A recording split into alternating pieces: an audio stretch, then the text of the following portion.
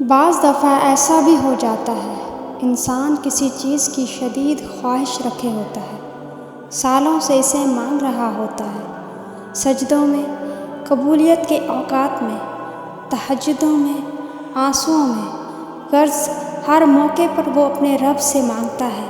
شاید وہ رب سے جڑتا ہی اسی خواہش کی تکمیل کی خاطر، مگر پھر ایسا ہوتا ہے، اللہ اس کی آنکھوں کے سامنے اس کی اس خواہش کو کسی اور کے حق میں پورا کر دیتے ہیں۔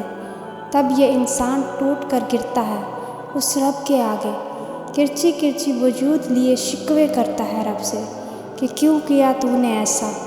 ناراض ہوتا ہے اپنے خالق سے کہ میں نے تو اتنا مانگا تھا تجھ سے، تو نے کسی اور کو دے دیا۔ مگر پھر کہیں اندر سے، بہت اندر سے اس کی سسکتی روح سے اسے آواز آتی ہے، جس کے پیچھے تو بھاگ رہا تھا وہ تو تھا ہی سیراب، مگر تو اتنا خود غرض تھا کہ اپنے پیدا کرنے والے کے پاس اسی خواہش کی تکمیل کی تمنا لیے جاتا تھا۔ تیرے سجدے جس کے لیے ہونے چاہیے تھے، اس نے بھی اپنی خواہش کو بت بنائے پوج رہا تھا، پھر ایسا ہی تو ہونا تھا۔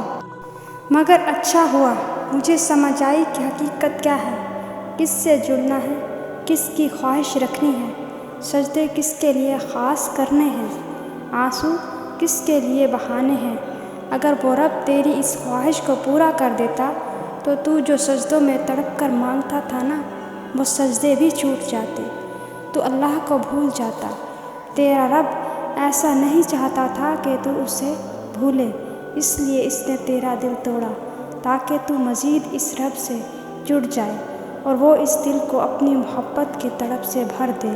ہاں، بعض اوقات ایسا بھی ہوتا ہے، کچھ خواہشات کا پورا نہ ہونا ہی ہمارے حق میں بہتر ہوتا ہے۔ وقتی طور پر دل کا ٹوٹنا ہی تو اس رب سے جوڑتا ہے۔